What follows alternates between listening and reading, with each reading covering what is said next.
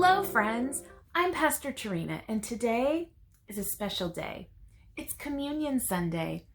We're going to do communion later in the service, but I wanted to talk to you about what it all means, because communion can be a bit confusing, even for adults. So communion, it's a big word, but it means to share in something. So when we talk about communion at church, we're talking about a special time that we share with God and with each other. At our church, we have communion one Sunday every month. And everyone who trusts in Jesus and believes that He saved them, they are all welcome to participate. So in the New Testament, in the letter to the Corinthians, Paul writes about Jesus' last meal with his closest friends. You see, on the night before he died, Jesus gathered his beloved disciples together for a meal.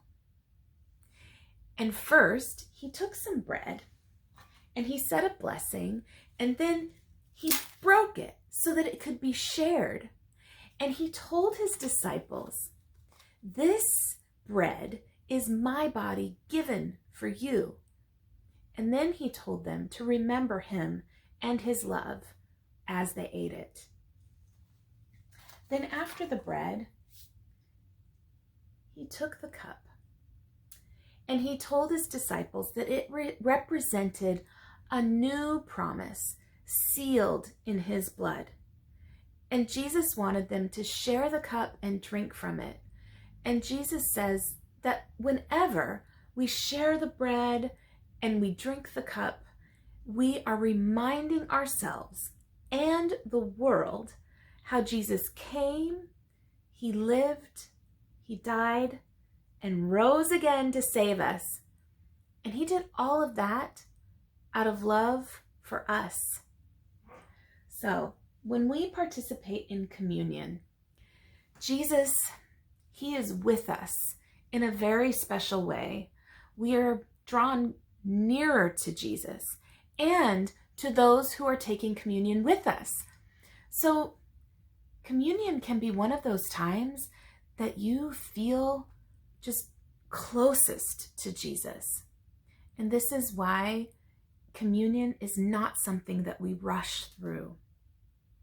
You'll notice later when we take communion in the service that we will take our time to pray and move our hearts closer to Jesus before, during, and after we receive the bread and juice. And as we eat the bread and drink the juice, we will remember that Jesus is God and that He gives us life. He loves us. He forgives us.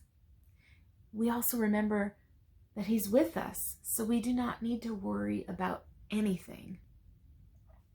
We participate in communion every month because we need those reminders often.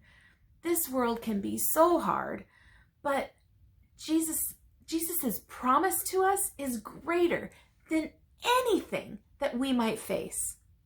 Now, it is totally okay if communion is still a little bit confusing.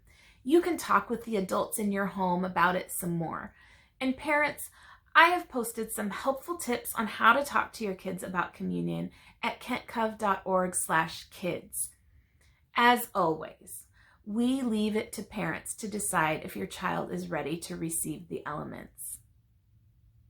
So, as we prepare to receive the message that Peter is going to bring us today, think about how communion is not just something we do, but it's something that brings us closer to Jesus, reminding us that He is Lord of Lords and He loves us so much, and that through Him we are connected to each other.